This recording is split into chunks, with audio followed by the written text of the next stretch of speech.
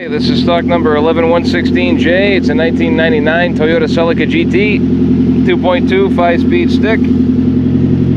Got one heck of an exhaust leak, but just got it running here. Oh, well, that would probably be why. The exhaust manifold's not even bolted on all the way.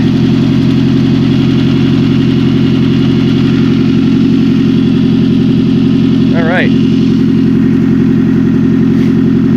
130, let me see what the miles is.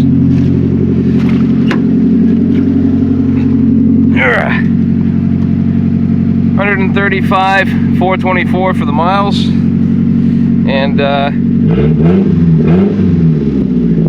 definitely sounds good. No noises or smoke or anything else like that. The transmission does shift into all the gears. So, almost out of gas though.